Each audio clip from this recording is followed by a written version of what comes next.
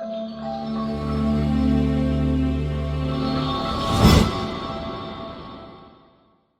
good morning everyone. Welcome to Exact IAS. Here I am Twinkle Kotwani with you all discussing today's newspaper. Without getting delay, let's get started. हमारी first news क्या कहती है? It's regarding urgent deadline. इस editorial में discuss किया गया है कि जो G20 की मीटिंग हुई उसमें हमें पावर्टी और क्लाइमेट चेंज के जो टारगेट्स हमने सेट किए उसे अर्जेंटली अचीव करने की जरूरत है।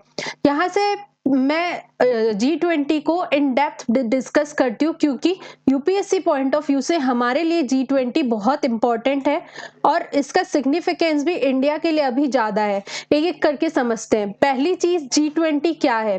G20 19 emerging economies plus African union का एक ग्रुप है जिसे हमने 1999 में बनाया था। बेसिकली इसका एम था कि जो भी कंट्रीज हैं, डेवलपिंग कंट्रीज हैं, वो आपस में मिलकर आए और अपने ट्रेड एक्सचेंजेस को, बायलैटरल टाइज को और इनहेंस करें। सिमिलरली हर साल G20 की मीटिंग होती है। इसी रिगार्डिंग देखा जाए तो जब 2023 में इंडिया के पास G20 की प्रेसिडेंसी थी, चेयरमैनशिप थी, तो इंडिया ने अफ्रीकन यूनियन को भी G20 का पार्ट बना दिया। ठीक है, सबसे इंपॉर्टेंट चीज। और अब बात करते हैं हम सिग्निफिकेंस की। आखिर आज के सिनेरियो में हमारे लिए G20 इतना इंपॉर्टेंट क्यों हो जाता है? पहला चीज बात करते हैं 2022 में अगर G20 की चेयरमैनशिप की तो उस टाइम पर इंडोनेशिया जो था उसने G20 की मीटिंग होस्ट की थी। ठीक है, उसके बाद 2023 की बात की मैंने, वी ऑल नो इंडिया ने इस चीज को होस्ट किया। अब बात की जाए 2024 की तो 2024 की G20 मीटिंग हुई ब्राजील में। नेक्स्ट 2025 की G20 मीटिंग होने वाली है साउथ अफ्रीका में। इन 4-5 कंट्रीज में आपको कुछ भी कॉमन नजर आ रहा है?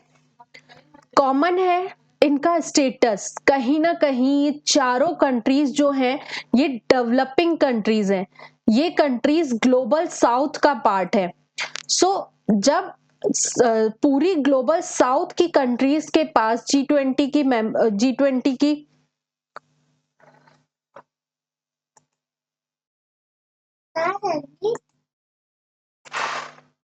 सो वी वर डिस्कसिंग कि चूंकि G20 की जो प्रेसिडेंसी है कंटिन्यूअसली ग्लोबल साउथ कंट्रीज के पास है, तो जो भी global south countries challenges face करती है, जो भी प्रॉब्लम फेस करते हैं, कलेक्टिव प्रॉब्लम, उन सारी चीजों को इन G20 के सामने रखा जा सकता है और उसे सॉर्ट आउट किया जा सकता है। इसलिए G20 का सिग्निफिकेंस हमारे लिए अभी बढ़ जाता है।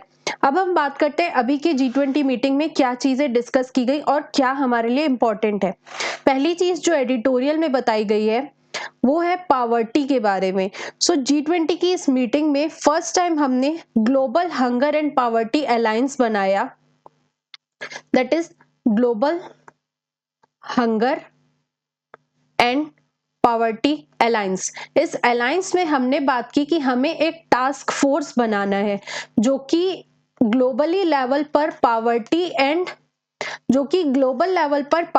एंड हंगर को रिमूव करने में मदद करेगा। इसके लिए हमने बेसिकली एक टास्क फोर्स बनाया, फर्स्ट थिंग। और अब ये टास्क फोर्स जो है टेक्नोलॉजीज एंड पॉलिसीज की मदद से ग्लोबल लेवल पर पावर्टी को रिमूव करने की बात करेगा। इसके अंतर्गत हमने टारगेट सेट रखा है कि 2030 तक अप्रोक्स 500 मिलियन लोगों को पावर्टी और हंगर से निकाला जाएगा।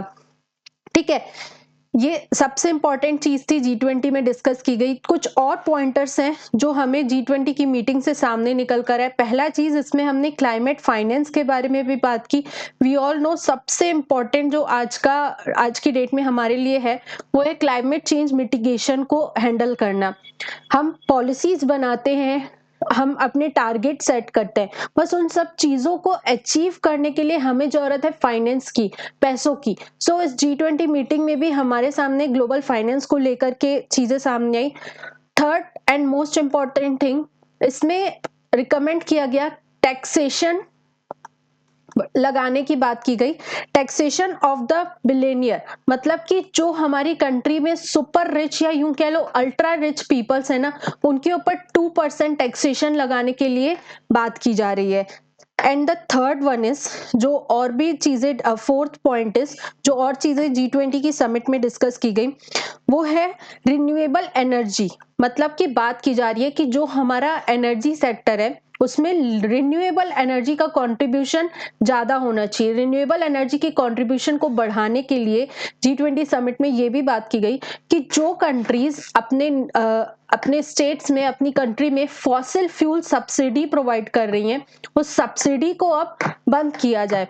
देखो होगा क्या कि अगर आपको फॉसिल फ्यूल सब्सिडी मिलना बंद हो जाएगी तो फॉसिल फ्यूल के रेट्स बढ़ जाएंगे, जिसकी वजह से लोग फॉसिल फ्यूल की तरफ डिपेंडेंट होना कम कर देंगे और एक तरह से रिन्यूएबल एनर्जी की तरफ ज्यादा शिफ्ट हो जाएंगे। And the fifth point is global governance reform. Global level पर गवर्नेंस को बेहतर बनाने के लिए भी बात की गई कि ग्लोबली चीजें अच्छे से गवर्न हो, सबके लिए इक्वल अपॉर्चुनिटी हो, कॉपरेशन हो, आपस में रिसोर्सेज का डिस्ट्रीब्यूशन हो, किसी का एक्सप्लॉयटेशन ना हो, इस तरह से ग्लोबल लेवल पर पॉलिसीज बनाई जाए। And the sixth and the most important one, अभी तक हमारे पास ओवरऑल 17 सस्टेनेबल डेवलपमेंट गोल्स हैं प्लस 169 टारगेट्स है। बट ब्राजील के रियो डी जेनेरियो में हमने एक नया सस्टेनेबल डेवलपमेंट गोल डिसाइड किया जिसे बोला गया 18th सस्टेनेबल डेवलपमेंट गोल। इसका टारगेट है ethnic and racial equality. We all know, हमने कई बार अपनी ग्लोबल लेवल पर रेशियल डिस्क्रिमिनेशन जैसी चीजों को फेस किया है। सो हमारा 18th जो सस्टेनेबल डेवलपमेंट गोल है वो है एथनिक एंड रेशियल इक्वलिटी को अचीव करना। अगर मैं बात करूं सस्टेनेबल डेवलपमेंट गोल्स की तो हमारा टारगेट है कि 2030 तक हम ये 18 गोल्स को अचीव करेंगे। ये तो बात हुई G20 की, और जो अब आज का न्यूज आर्टिकल आया है वो यही बात कर रहा है कि हमें पावर्टी को और हंगर को किस तरह से टैकल करना है। इसके लिए जिस अलायंस का फॉर्मेशन किया है उसके बारे में इस एडिटोरियल में डिस्कस किया गया है। इस एडिटोरियल से ज्यादा ही चीजें मैंने आपको क्लास में डिस्कस कर ली है। आगे बढ़ते हैं नेक्स्ट न्यूज की तरफ। Second one is Baku talks run into overtime amid row over climate finance। we all know कि अजरबैजान कंट्री के बाकू स्टेट में जो हमारी क्लाइमेट COP29 की मीटिंग चल रही है। सो इस COP29 की मीटिंग में हमने डिसाइड किया है कि हमें मेजरली ये जो मीट करनी है वो, just a second, there is a technical. So we were discussing कि जो COP29 की मीटिंग चल रही है बाकू अजरबैजान में, बेसिकली ये मीटिंग जो होने वाली थी वो 11th ऑफ नवंबर से लेकर के 22nd ऑफ नवंबर तक होने वाली थी।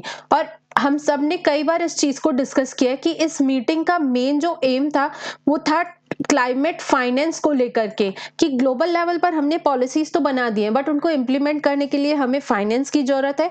इसलिए हमने बाकू अजरबैजान में COP29 हेल्ड की, जिसमें हमने टारगेट सेट किया था जिसे बोला गया न्यू कलेक्टिव क्वालिफाइड गोल्स।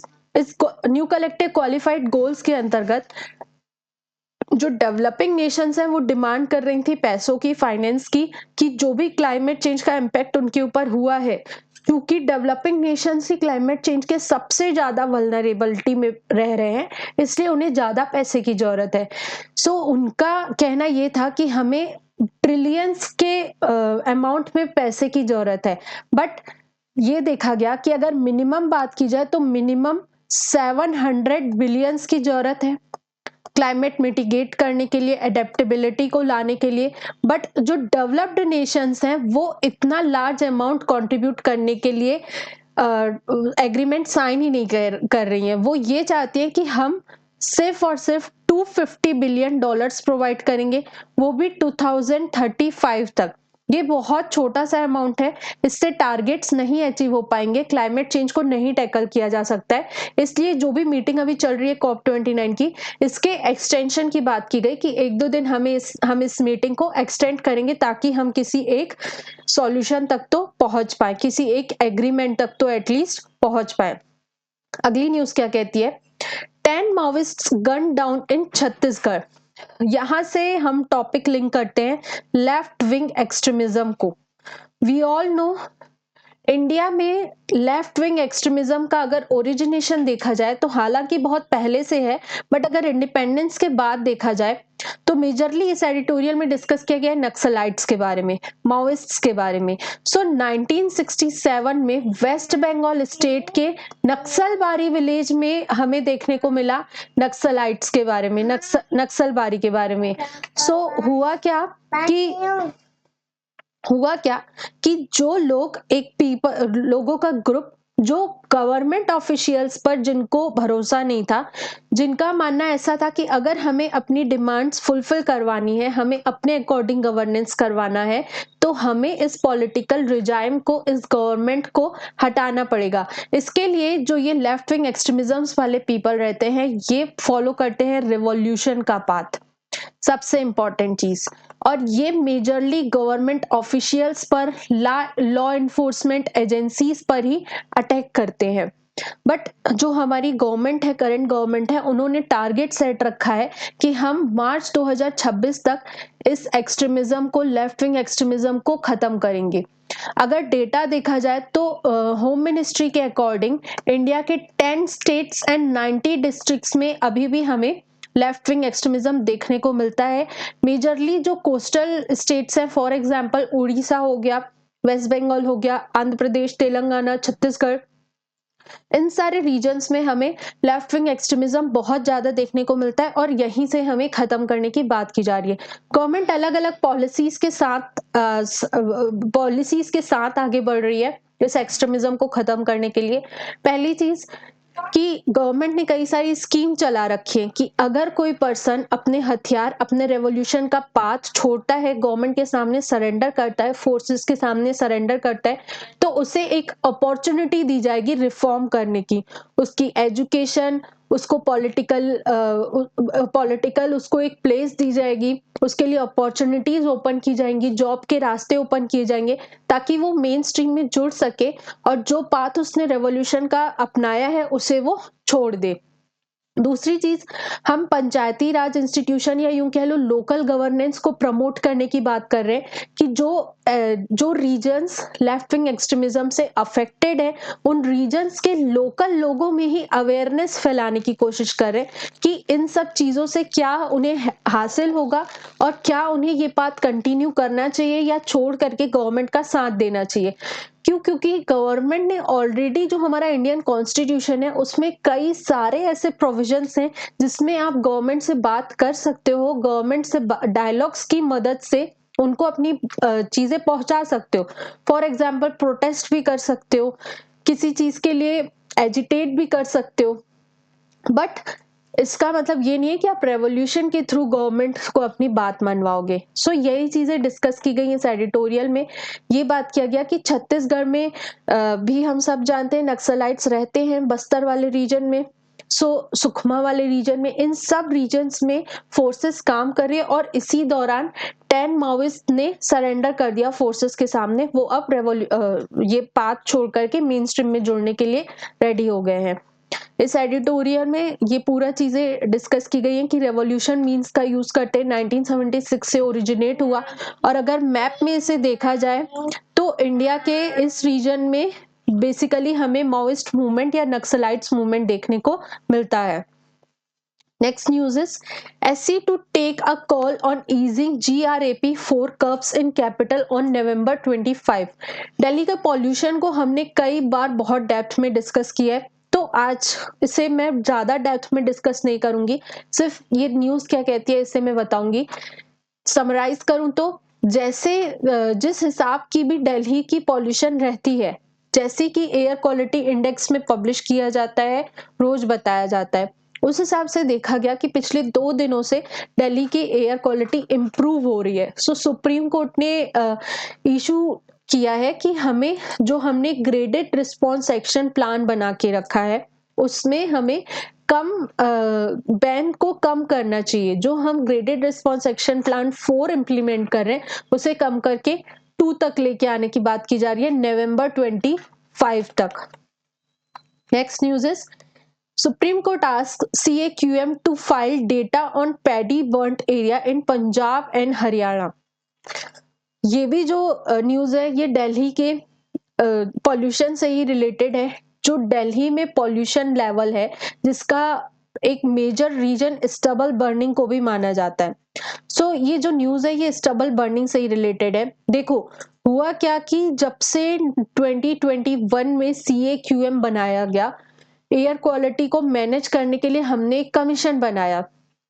उस कमीशन का मेन टारगेट था कि पॉल्यूशन को कम करने के लिए अलग अलग स्टेप्स उठाए जाए। सिमिलरली वो कमीशन स्टेप्स भी उठाए, जिसमें उन्होंने देखा कि कहीं ना कहीं स्टबल बर्निंग का भी बहुत इंपॉर्टेंट रोल है दिल्ली में पॉल्यूशन के कारण। जो दिल्ली में पॉल्यूशन करता है उसके पीछे रीजन एक स्टबल बर्निंग भी है। CAQM ने डिसाइड किया कि हम स्टबल बर्निंग को कम करने की कोशिश करेंगे, और ऐसा हुआ भी। उन्होंने प्रॉपर सैटेलाइट्स का यूज करके स्टबल बर्निंग को चेक करना स्टार्ट किया, इन्वेस्टिगेट करना स्टार्ट किया। बट यहाँ पर एक ड्रॉबैक हमारे सामने आया। वो ये ड्रॉबैक आया कि आप नंबर ऑफ फायर काउंट करने में तो सफल हो गए, मतलब कि जहां 2020 में 83,000 जगहों पर फायर काउंट होती थी, वहीं 2023 में सिर्फ 36,000 प्लेसेस पर ही हमें फायर काउंट देखने को मिली।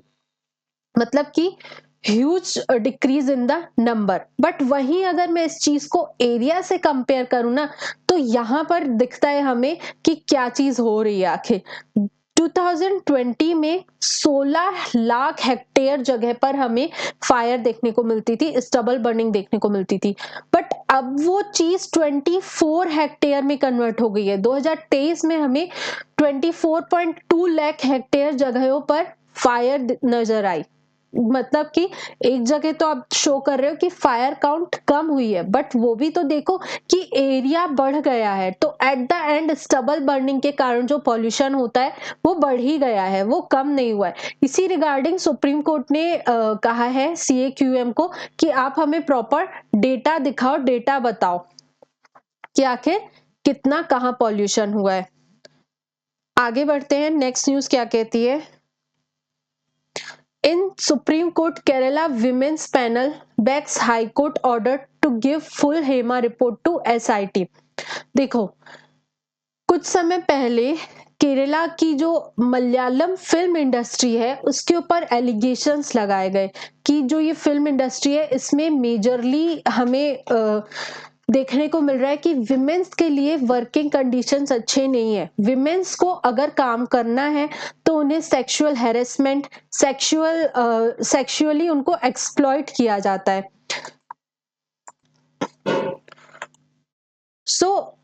हुआ क्या कि मलयालम इंडस्ट्री में विमेन्स के लिए फेवरेबल कंडीशंस नहीं थी।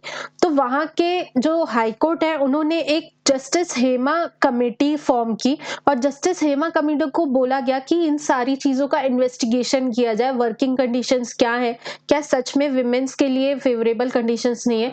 तो इन्होंने अपनी रिपोर्ट पब्लिश की, बट इन्होंने अपनी पूरी कंप्लीट रिपोर्ट को, फुल रिपोर्ट को नहीं बताया। इन्होंने कुछ चीजें बताई जैसे कि विमेन्स को अपने प्रमोशन में प्रॉब्लम आती है, सेक्सुअली हैरेस किया जाता है उनको वर्क करने के लिए, और पे स्केल भी उनका कम है एज कंपेयर टू मेल। कहीं ना कहीं मलयालम फिल्म इंडस्ट्री जो है वो मेल डोमिनेटिंग इंडस्ट्री है, वहां पर विमेन्स इतना अच्छा काम नहीं कर पाती है।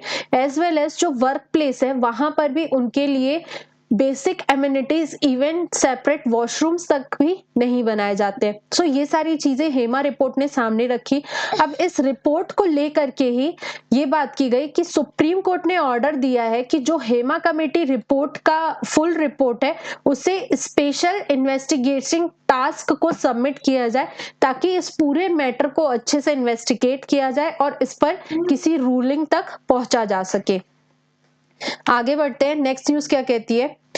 New criminal laws need to be given a chance says SC। देखो हमारे पास ब्रिटिश एरा से अलग अलग कोड्स रहे हैं चीजों को डील आउट करने के लिए। जैसे पहला कोड है the code of criminal procedure, जिसे हमने 2023 में रिप्लेस कर दिया भारतीय नागरिक सुरक्षा संहिता 2023 से। दूसरा कोड था इंडियन पीनल कोड, जिसे हमने रिप्लेस कर दिया भारतीय न्याय संहिता 2023 से। सो बात की जा रही है कि ये जो नए क्रिमिनल लॉज है ये हम अभी इम्प्लीमेंट कर सकते हैं या हमें कुछ चेंजेस के साथ इम्प्लीमेंट करना चाहिए। देखो, बात की जा रही है कि जो पुराने हमारे पास लॉज थे, इंडियन पीनल कोड और क्रिमिनल कोड प्रोसीजर जो थी, उसमें हमारे पास प्रॉपर हर एक सिटीजन के लिए सेफगार्ड रहता था कि अगर कोई पर्सन क्राइम नहीं कर रहा है तो उसके लिए प्रॉपर सेफगार्ड मैकेनिज्म प्रेजेंट था। बट नए जो क्रिमिनल लॉज लाए गए हैं इनमें सेफगार्ड मैकेनिज्म नहीं प्रेजेंट है, इसलिए इनको वापस से चांस देने की बात की जा रही है। आगे बढ़ते हैं नेक्स्ट न्यूज की तरफ। नेक्स्ट न्यूज क्या कहती है? Socialism in India means a welfare state, not a dictatorial dogma. देखो, इंडिया में सोशलिज्म तो बहुत पहले से चल ही रहा था, बट अभी हमने इसे मतलब कि 1946 में 42nd कॉन्स्टिट्यूशनल अमेंडमेंट एक्ट के थ्रू हमने प्रॉपरली प्रेम्बल ऑफ इंडिया में मेंशन किया सोशलिज्म के बारे में। सो वही बात की जा रही है कि सोशलिज्म पहले जब हिस्टोरिकल बैकग्राउंड देखा जाए तो पॉलिटिकल और एक नई आइडियोलॉजी के साथ सोशलिज्म सामने आया था। मतलब जब इंडस्ट्रियल रिवॉल्यूशन के बाद कैपिटलिस्ट बहुत ज्यादा बढ़ने लगे, लेबर्स का एक्सप्लॉयटेशन होने लगा, वेल्थ एक सेक्शन ऑफ पीपल के पास इकट्ठी होने लगी, तो उस टाइम के बाद सोशलिज्म सामने आया जिसने बात की कि हमें प्राइवेट ओनरशिप नहीं रखनी है, प्राइवेट लोगों के हाथ में रिसोर्सेज नहीं होने चाहिए, रिसोर्सेज गवर्नमेंट के हाथ में होने चाहिए और रिसोर्सेज का इक्वल डिस्ट्रीब्यूशन होना चाहिए। बट इंडिया में हम सब जानते हैं सोशलिज्म की एक अलग ही डेफिनेशन काम करती है। मतलब कि हम बात तो करते हैं वेलफेयर स्टेट की कि सबका वेलफेयर होना चाहिए, सबके लिए इक्वल अपॉर्चुनिटीज होनी चाहिए, इक्वलिटी होनी चाहिए, बट हम प्राइवेट रिसोर्सशिप, प्राइवेट ओनरशिप के बारे में कुछ भी नहीं कहते। हम सब जानते हैं अगर इंडिया आज इस स्टेज तक पहुंचा है तो जितना गवर्नमेंट का मतलब कि जितना पब्लिक का कंट्रीब्यूशन है उतना ही प्राइवेट सेक्टर्स का भी कंट्रीब्यूशन है।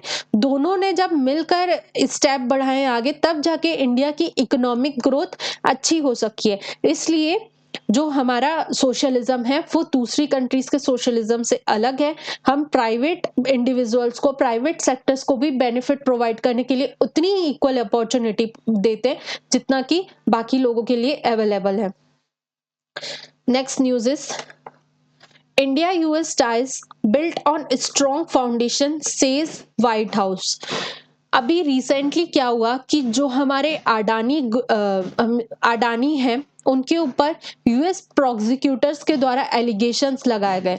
उन्होंने कहा कि जो अडानी ग्रुप है उनका इन्वॉल्वमेंट है इंडियन ऑफिशियल्स को ब्राइब प्रोवाइड करने में ताकि उन्हें सोलर एनर्जी से रिलेटेड कॉन्ट्रैक्ट्स मिल सके। इसी के कारण हमें ये भी देखने को मिला कि कल से लेकर के हमारे जो अडानी ग्रुप्स के स्टॉक्स हैं वो बहुत ज्यादा गिर चुके हैं। साथ के साथ जो आज की न्यूज आई है वो ये बात करी है कि इस तरह की न्यूज़ेस से इंडिया और यूएस के टाइज में कोई मेजर इफेक्ट नहीं पड़ेगा, क्योंकि दोनों कंट्रीज के जो बायलैटरल रिलेशंस हैं वो स्ट्रॉन्ग फाउंडेशन पर बेस्ड है, स्ट्रॉन्ग फाउंडेशन पर बने हुए हैं। आगे बढ़े। Flash PMI signals November private sector activity at 3-month high. यहां से हमारे लिए इंपॉर्टेंट हो जाता है PMI, that is purchasing manager index. ये एक तरह का इंडेक्स है, ये एक सर्वे मेथड है जिसके थ्रू हम इकोनॉमिक कंडीशंस को पहचान सकते हैं।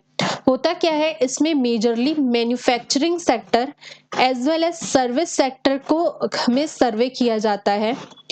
मैन्युफैक्चरिंग प्लस सर्विस सेक्टर, दोनों सेक्टर्स में सर्वे किया जाता है कि आखिर किस सेक्टर में या किस कैटेगरी में पिछले मंथ के कंपैरिजन में क्या चेंजेस आए।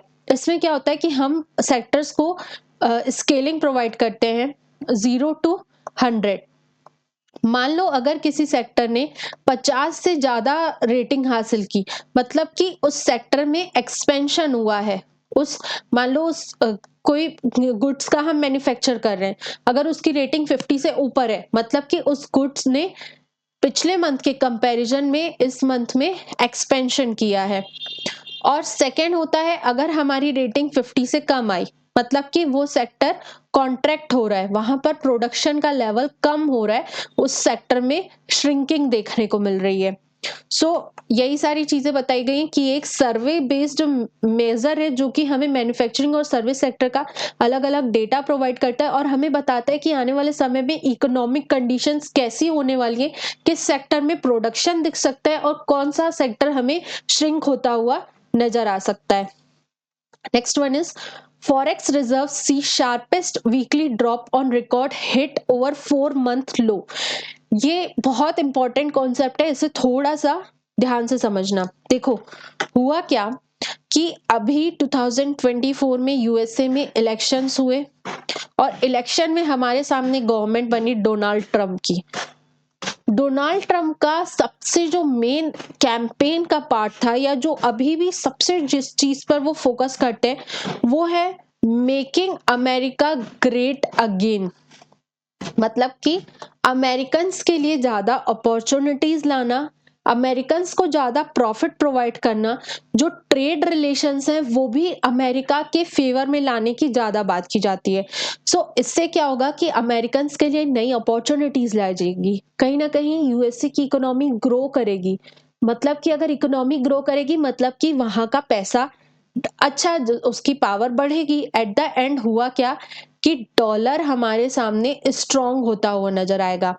अगर मैं इस डॉलर को इंडिया से कंपेयर करूं, इंडियन करेंसी से, तो जो डॉलर की वैल्यू है वो as compare to Indian rupee बढ़ती हुई नजर आएगी। इंडियन रुपी कम होगी, डॉलर और स्ट्रांग होगा, तो जो एक्सचेंज रेट है दोनों के बीच में वो हमें बढ़ता हुआ नजर आएगा।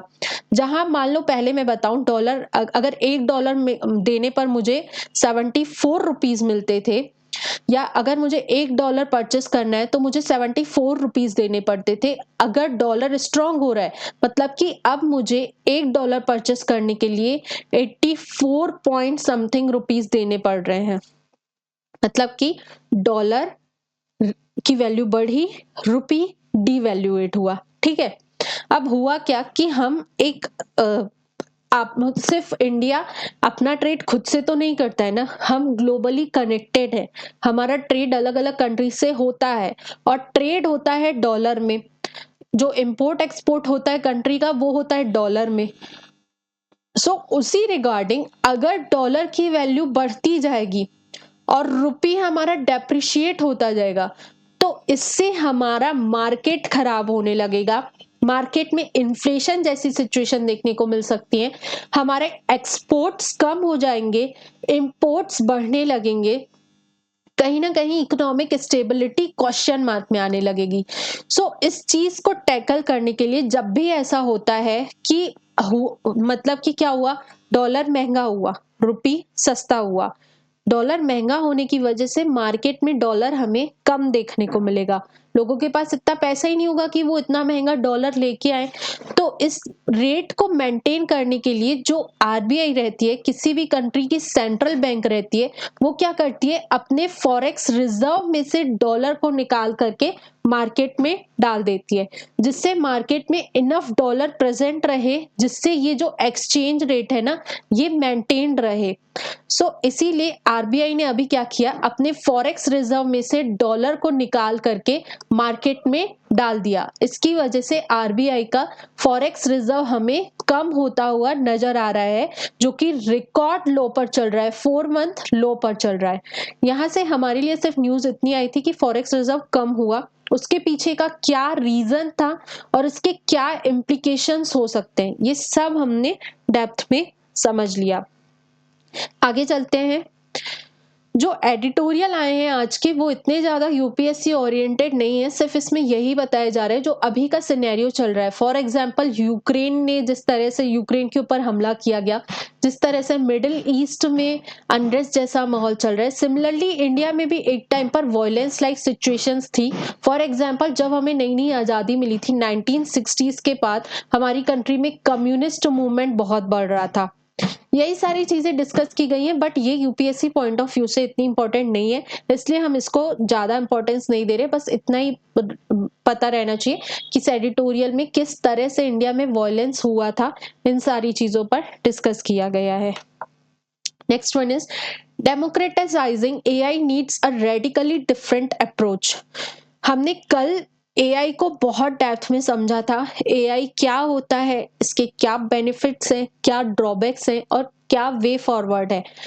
तो अगर एआई से रिलेटेड आपको टॉपिक समझना है तो आप हमारी कल की क्लास, दैट मीन्स 22 नवंबर की क्लास एक बार देख लीजिए। पूरा एआई मेंस व्यू पॉइंट से आपको क्लियर हो जाएगा। मैं इस चीज को थोड़ा सा क्रक्स बता रही हूँ कि आखिर ये जो एडिटोरियल है ये क्या बात कर रहा है। देखो, हम सब ने देखा कि एआई अगर हमें इंट्रोड्यूस करना है, अगर कंट्रीज एआई की तरफ बढ़ रही हैं, तो कहीं ना कहीं हमें टेक्नोलॉजी, डेटा, सब चीजों की बहुत जरूरत है। हमारे पास अच्छी टेक्नोलॉजी होनी चाहिए, हमारे पास डेटा होना चाहिए, हमारे पास प्रिवेसी होनी चाहिए, प्रिवेसी से रिलेटेड जो भी इश्यूज हैं वो सारे सॉल्व होने चाहिए। हमारे पास बिग टेक कंपनीज होनी चाहिए, बड़ी बड़ी टेक्निकल कंपनीज होनी चाहिए जो इन सारी चीजों को सपोर्ट कर सके। बट वी ऑल नो ये सारी चीजें बहुत महंगी होती हैं। सो अगर सिर्फ डेवलप्ड कंट्रीज तक ये चीजें सीमित रह जाएंगी तो अगेन हमारे लिए ये चैलेंजिंग सिचुएशन हो जाएगी। ये एक तरह से डिजिटल डिवाइड का काम करेगी। सो अगर हम एआई की तरफ बात कर रहे हैं ना कि हम एआई का पेनिट्रेशन होना चाहिए, हमारी लाइफ में आर्टिफिशियल इंटेलिजेंस का इन्वॉल्वमेंट बढ़ना चाहिए, तो जरूरत है कि हम एआई को डेमोक्रेटिसाइज करें। मतलब कि हर किसी के लिए अवेलेबल कराएं, हर कोई उस टेक्नोलॉजी को यूज कर सके। ये सारी चीजें पब्लिकली ओपन रहनी चाहिए ताकि नई टेक्नोलॉजीज बनाना, रिसर्च करना, कुछ नया डेवलप करना हर एक कंट्री के लिए इजी हो जाए और एक्सेसिबल हो जाए। Next one is prelims revision की तरफ चलते हैं। द इंटरनेशनल क्रिमिनल कोर्ट, देखो हुआ क्या कि जो ये इंटरनेशनल क्रिमिनल कोर्ट है, इसने रिसेंटली वारंट इशू किया इजराइल के प्राइम मिनिस्टर बेंजामिन नेतन्याहू के अगेंस्ट। वी ऑल नो उनके खिलाफ ह्यूमैनिटी, जो उन्होंने ह्यूमैनिटी के खिलाफ इतने लंबे लोगों का, इतने मेजर लोगों का जीनोसाइड मर्डर किया, जिस तरह से वो वॉर क्राइम्स कर रहे हैं, इसी के खिलाफ उनके लिए अरेस्ट वारंट जारी किया गया है इंटरनेशनल क्रिमिनल कोर्ट के द्वारा। अगर मैं इंटरनेशनल क्रिमिनल कोर्ट को एज अ ऑर्गेनाइजेशन बताऊं तो ये एक तरह का क्रिमिनल ट्राइब्यूनल है जिसे 1998 में बनाया गया था रोम स्टैट्यूट की मदद से। इसका जो हेडक्वार्टर है वो है द हेग, नीदरलैंड में। इसमें 18 जजेस मेजरली काम करते हैं। यूजुअली हम दो चीजों से बहुत कंफ्यूज हो जाते हैं, एक तो है ये इंटरनेशनल क्रिमिनल कोर्ट और दूसरा जो है वो है इंटरनेशनल कोर्ट ऑफ जस्टिस। देखो, जो इंटरनेशनल क्रिमिनल कोर्ट है ना वो इंडिविजुअल से डील करता है, और जो इंटरनेशनल कोर्ट ऑफ जस्टिस है वो स्टेट्स के बीच में अगर डिस्प्यूट होता है इन सारी चीजों को डील करने के लिए आईसीजे का यूज किया जाता है। और तो और आईसीसी यूएन का कोई वो नहीं है, मेंबर नहीं है। हालांकि यूएन में भी यूएन इसके साथ कोऑपरेट करता है। नेक्स्ट वन इज उस्ताद बिस्मिल्लाह खान युवा पुरस्कार। उस्ताद बिस्मिल्लाह खान एक हिस्टोरिकली शहनाई सिंगर रहे हैं। इन्होंने ये शहनाई बजाया करते थे और 2006 से लेकर के इंडियन गवर्नमेंट हर साल कुछ आर्ट से रिलेटेड लोगों को, जो कि म्यूजिक करते हो, सॉन्ग गाते हो, प्ले करते हो, डांस करते हो, ड्रामा करते हो, ट्राइबल फोक्स बताते हो, इन सबको उस्ताद बिस्मिल्लाह खान युवा पुरस्कार दिया जाता है। युवा मतलब कि अगर इसमें एज लिमिट देखी जाए तो जो लोग 40 इयर्स तक के रहते हैं उनको ही सिर्फ ये दिया जाता है। इसके अंतर्गत 25,000 का अमाउंट दिया जाता है, अंग वस्त्रम दिया जाता है। ये एक शहनाई म्यूजिशियन रहे हैं। Next one is artificial intelligence data bank. India ने अपना पहला artificial intelligence data bank launch किया है। इससे क्या होगा कि हमारा अपना एक तो डेटा बैंक बन जाएगा, इससे हमें रिसर्च इनोवेशन करने में, साथ के साथ हमारी अपनी कंट्री की सिक्योरिटी बढ़ाने के लिए, to boost up the national security, हमारे लिए डेटा बैंक बहुत जरूरी था। आगे बात करें तो climate change performance index, recently climate change performance index release की गई है German watch, new climate institute and climate action network international के द्वारा। 2005 से हर साल ये इंडेक्स इशू की जाती है। अगर मैं मेजरली बात करूं कि इसने क्या बताया, तो इसने बताया कि जो यूरोपियन यूनियन की कंट्रीज हैं और कुछ और डेवलप्ड कंट्रीज, वो ओवरऑल 90% तक एमिशन के लिए रिस्पॉन्सिबल है, पहली चीज।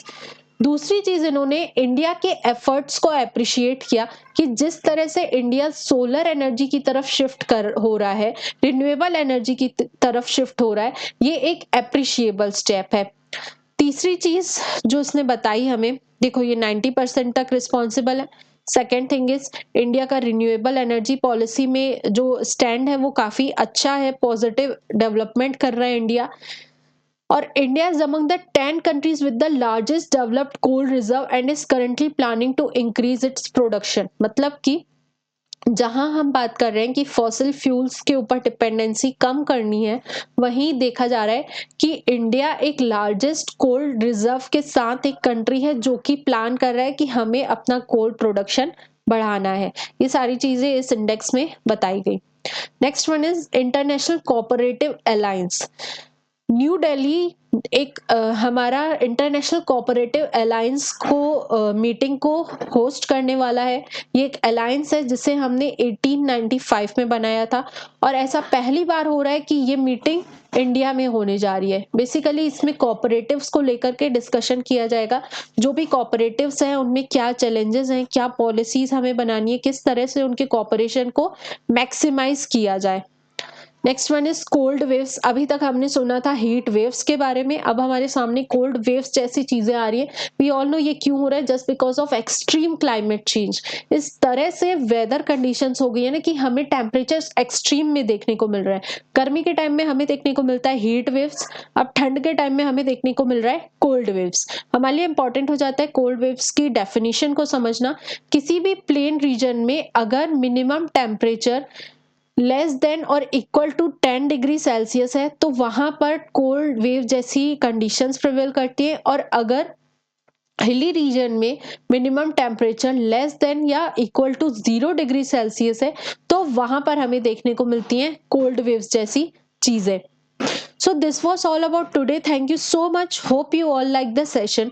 इस तरह की और इंटरेस्टिंग सेशंस के लिए ज्वाइन करिए एग्जैक्ट आईएएस। हमारे इंस्टाग्राम चैनल, टेलीग्राम और यूट्यूब की लिंक डिस्क्रिप्शन में ऑलरेडी प्रोवाइडेड है।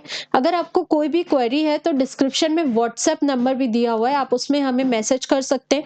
इस लेक्चर की अगर आपको पीडीएफ चाहिए तो आप हमारे टेलीग्राम चैनल से कनेक्ट करिए, उसमें हम रेगुलरली इस पीडीएफ को अपडेट करते हैं। Thank you so much.